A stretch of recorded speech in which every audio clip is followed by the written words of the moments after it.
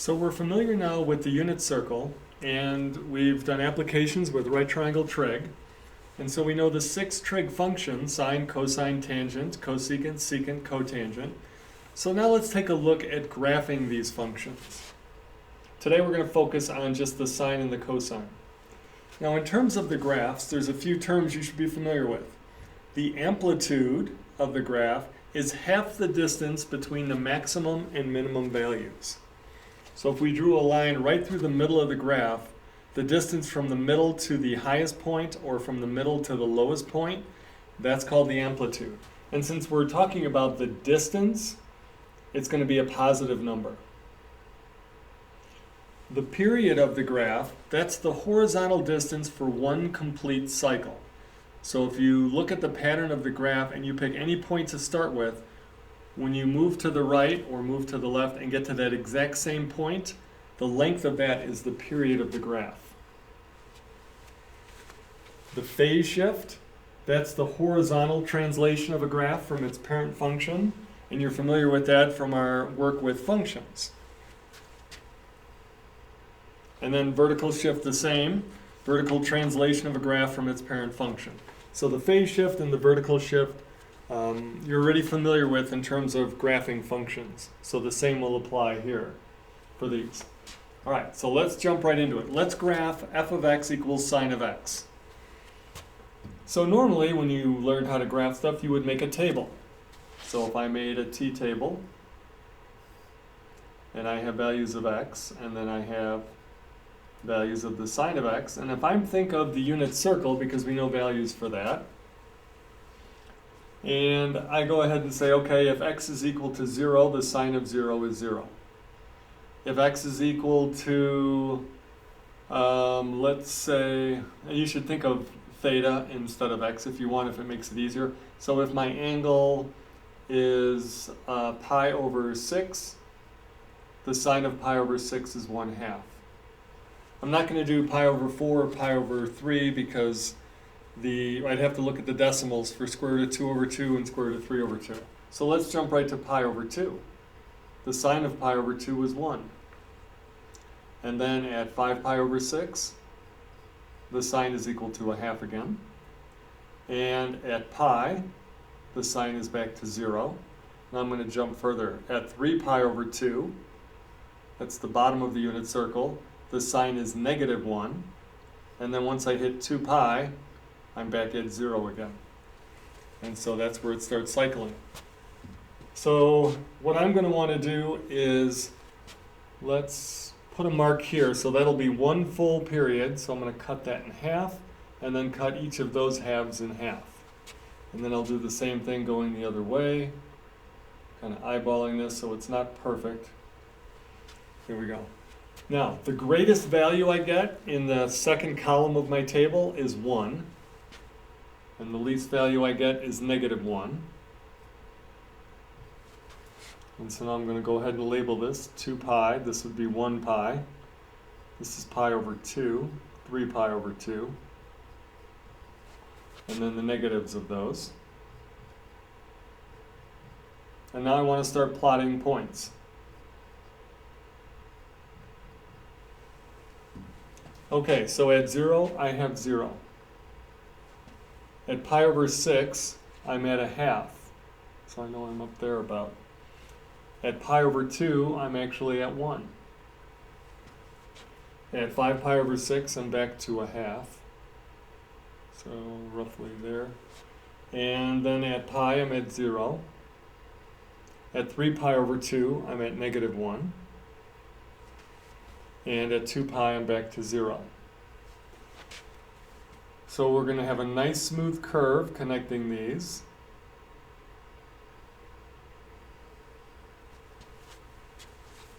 Not bad, not the greatest. I could shift it a little bit. Let me try that one more time, except I'll go backwards.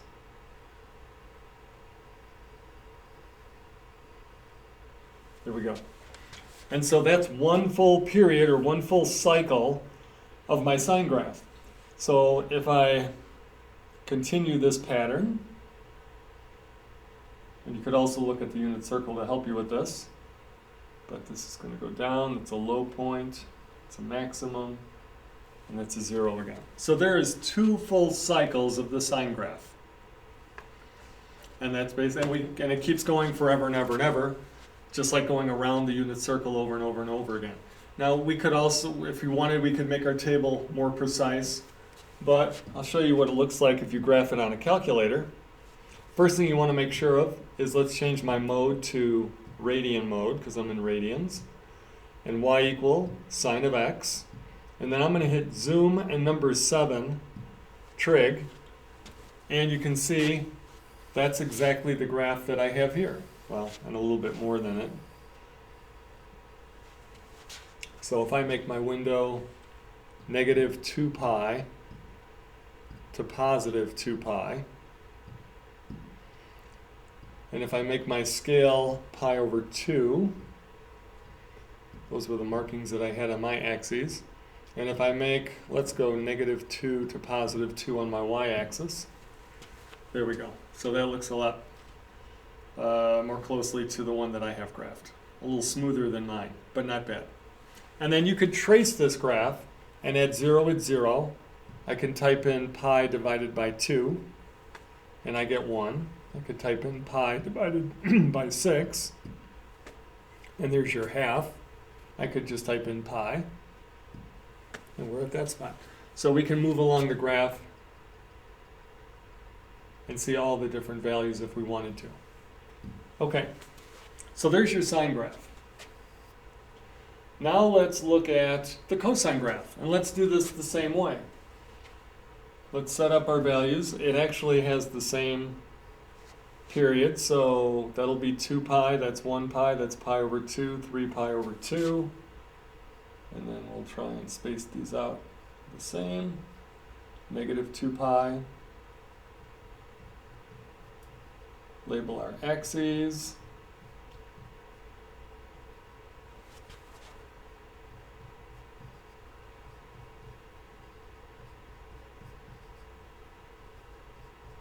And then the y-axis, positive 1 and negative 1. And if we make a table and start plotting values for here,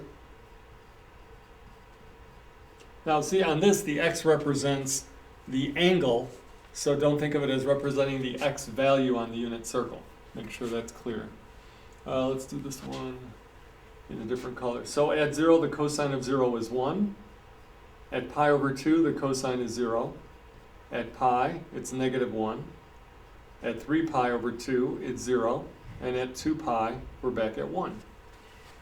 So this time, instead of starting at 0, 0, it starts up here, and that's a high point, or a local maximum. And then we get 0 at pi over 2. And at pi, we're right there. 3 pi over 2, we're there. And then at 2 pi, we are back up to 1. And then we can continue that pattern in the other direction. We don't really even need to figure out these values in our table because we know what they're going to be. And there we go. So as we graph this one,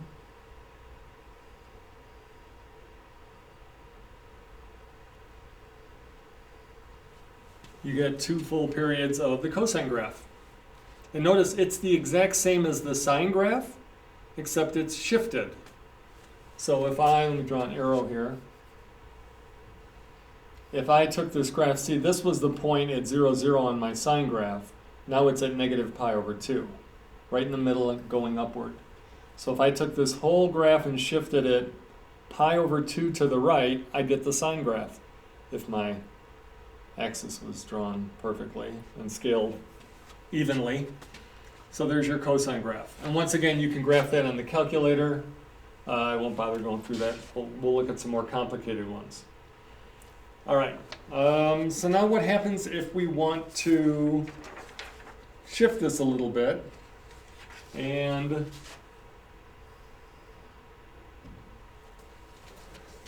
what if our equations are more complicated instead of just sine of x or cosine of x?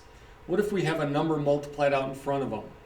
And what if we have a number added or subtracted at the end? Or within the parentheses with the x, if we add or subtract a constant and multiply by something. What do all those values do? So let's take a look at that. So in this case, if we take the absolute value, draw an arrow again here. If I take the absolute value of the number multiplied out in front, that's the amplitude. So normally it was just 1 sine of x or 1 cosine of x. So if I have 2 sine of x, it's going to go all the way up to 2 on the y-axis and down to -2. So the amplitude is going to be increased. Now the amplitude is 2 units. Whereas if I go back to, well, let's just go to the cosine graph. That's the one I drew here. Notice from the middle of the graph to the highest point, that's 1, or from the middle to the lowest, that's also 1. It was defined as half the distance from the high point to the low point. So from 1 to -1 is 2 units, and you cut it in half as 1. So think of the amplitude as how far from the middle line the graph will go, up 1 or down 1. All right, let's go back to here. What about the period of the graph? So the normal period for sine and cosine is 2 pi.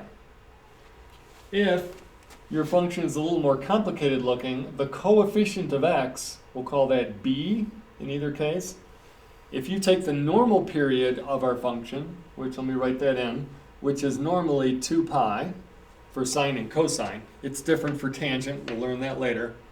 But if you take 2 pi and divide it by b, that coefficient of x in your function, that'll give you the new period. So for example, if this was sine of 2x, then we would do 2 pi divided by b, and now the period would be pi instead of 2 pi. So everything would be happening twice as quickly, horizontally on our graph. The opposite of c is our horizontal shift, or phase shift. You're familiar with horizontal shifts from functions. So if this was like a +7, that would mean 7 units to the left. If this was a minus pi over 4, that means our graph is going to be shifted pi over 4 to the right. So that's just like it was for functions. And then the number at the end, plus or minus a number, that represents a vertical shift of our graph. So let's put these into play and let's try an example with those. So let's try and graph this. Y equal 2 sine x minus pi over 3. Okay, so the first thing I guess we want to do is list what we have. So normally, let me draw this. Normally, we know that our sine graph looks like that. There's 2 pi and -2 pi. So our starting point here is at 0, 0. So for this one, we have a couple things going on. First of all, this 2 here, that tells us that our amplitude is equal to 2. So that means that we're going to go up to 2 and down to -2 for our high points and low points. The next thing is there's no coefficient of x, so I know that our period stays the same. So the period is going to be 2 pi.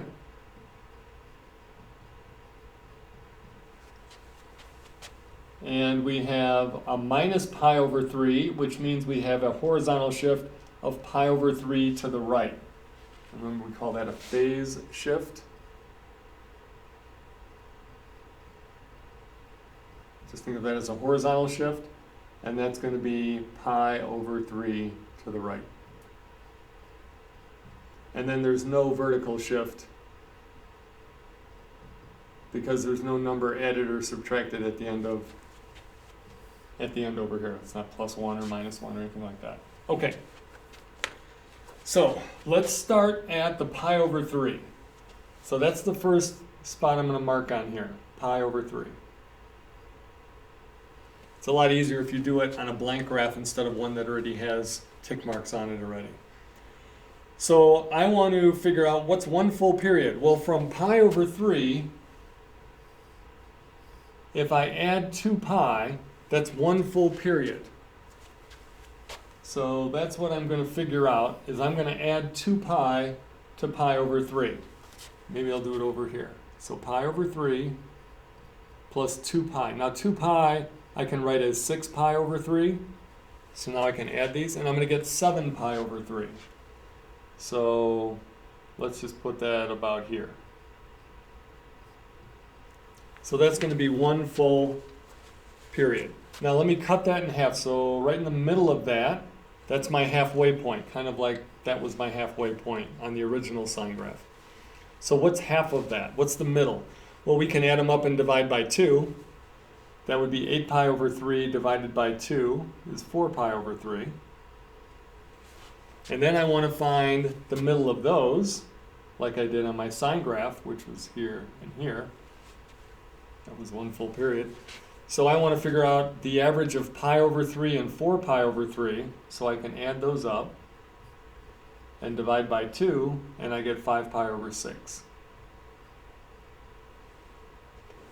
Another way you could do that, if that doesn't make as much sense, change these over 3's to be over 6's. So pi over 3 is 2 pi over 6. 4 pi over 3 is 8 pi over 6. So what's halfway between 2 and 8? 5 pi over 6. So a couple of different ways you can calculate that, whatever works best for you. And then let's find the halfway between 4 pi over 3 and 7 pi over 3. And so that's going to be 11 pi over 6.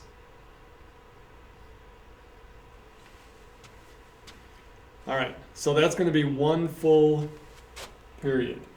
Now, normally the sine graph, let me draw my point here. So normally the sine graph starts on the x-axis, so that's where this is going to start. And then halfway through it hits it again, and halfway through it hits it again. And then between those we have a high point, which this case is now positive 2. And between the other two we have a low point, which is going to be at negative 2. And so now we're ready to, boom. And now if we want to do 1 period the other way, it takes a little bit of thought. So now with this pi over 3, I want to subtract 2 pi. So I'll write 2 pi is 6 pi over 3. And I'm going to get negative 5 pi over 3. So I want to make that 1, 2, 3. So, I don't know, maybe about here. Looks right. Negative 5 pi over 3. And then I want to go halfway between those two, and then halfway between those two. And then halfway between those, is that going to be over here maybe? All right, so let's first figure out what's halfway between negative 5 pi over 3 and positive pi over 3. So we just add them up and divide by 2. And we get negative 6 pi over 6, so negative pi. I think my scale is not the greatest on this one. And then let's move, so let's find halfway between negative pi, so this was negative 6 pi. No, I'm sorry, that was negative, let's try that again. So I've got negative 5 pi over 3, so that gives me negative 4 pi over 3 divided by 2. So that's negative 4 pi over 6. That's negative 2/3 pi.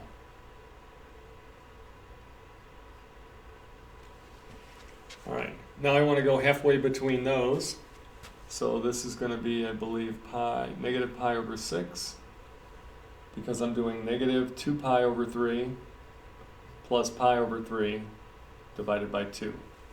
So it's negative pi over 3 divided by 2 is negative pi over 6.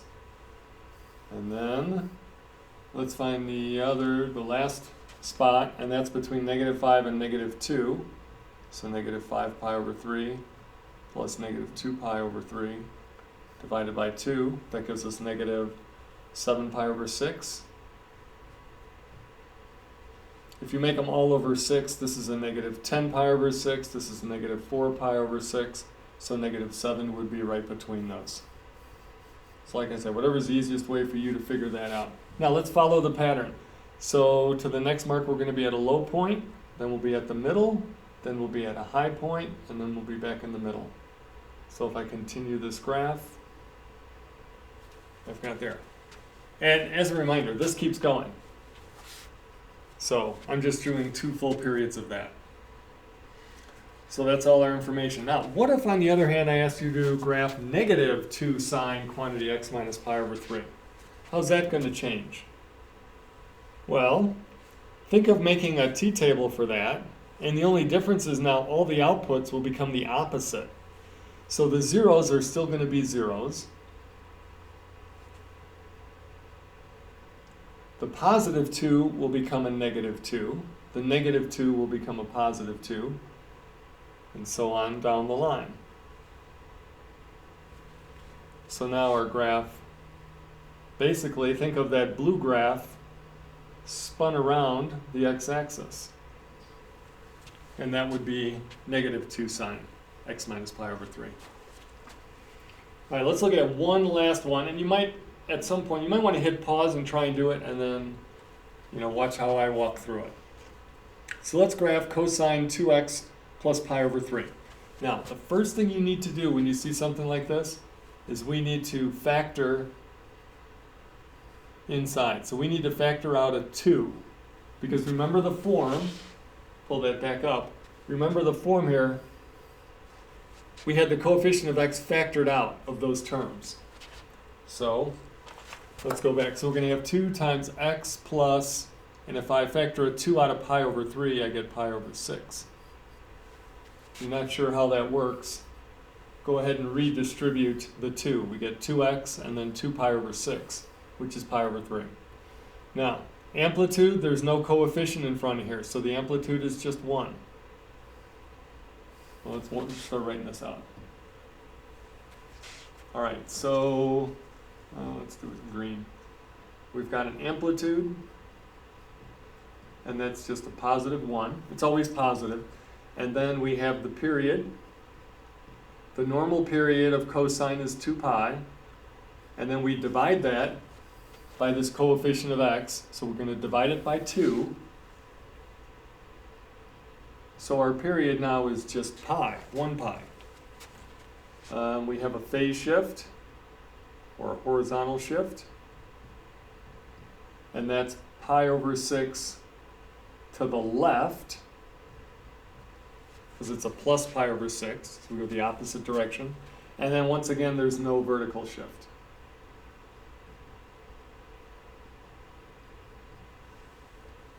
All right, so now we're ready to graph this.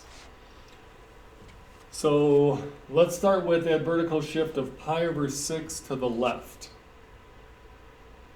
So here's negative pi over 6. Now remember, by the way, the cosine graph without the phase shift started at the top.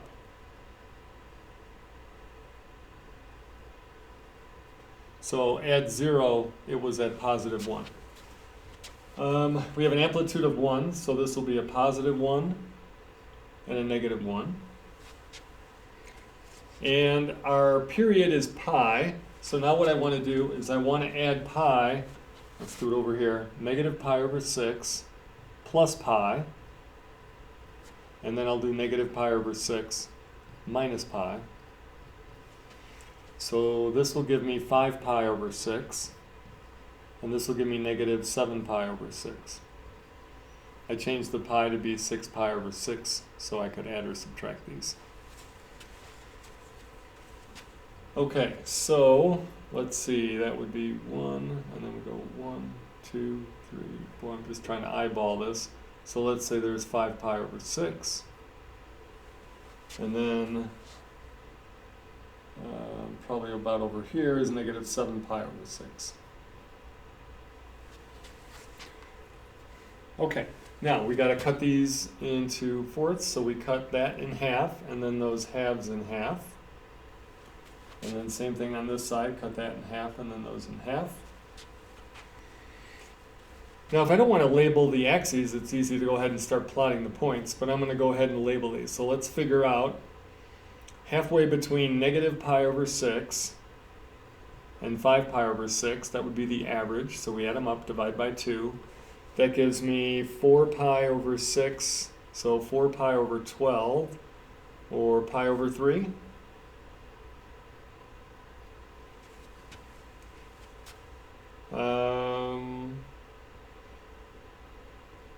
Wait a minute, let's check that. That's 4 pi over 6 over 2, which is 4 pi over 12, which is 1/3, yes.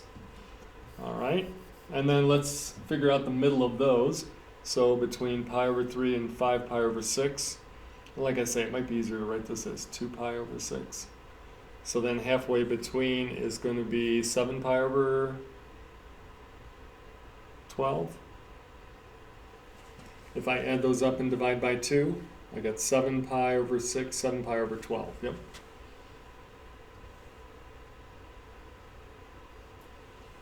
And then in the opposite direction, find the other one between negative pi over 6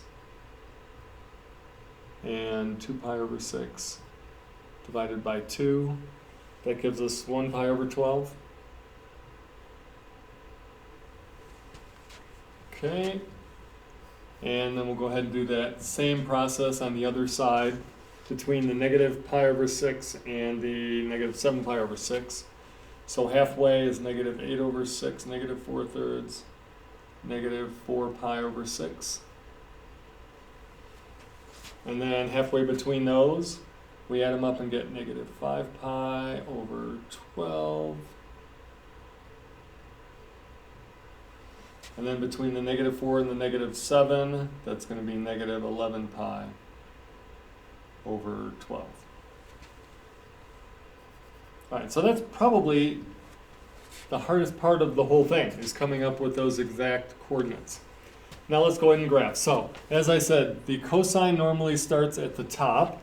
With our phase shift, that happens at negative pi over 6, so we start at the top.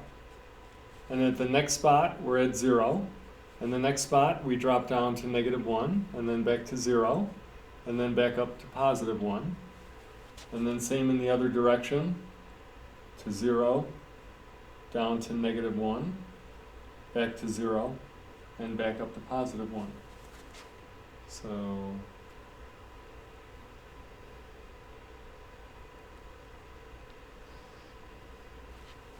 there's 2 full periods. And once again, the nice thing is, especially when you're first doing this, it's probably a good idea to check by using a calculator and double checking. So 2x plus pi divided by 3. Just punch that in as is. There's my window. So let me hit trace, and let's go to negative pi over 6. I should be at that high point. Good. Let's do pi over 12. I'm at that 0 spot. And then at pi over 3, I'm at the low spot, 7 pi over 12. And this will be the last one I do. We're back at that 0 spot. So you can see how that's an easy way to check to make sure you figured out the correct coordinates. Notice, by the way, on the calculator it says y is equal to 1e negative 13. That's 1 times 10 to the negative 13. That's really, really close to 0. The calculator's not perfect. Our graph actually is perfect.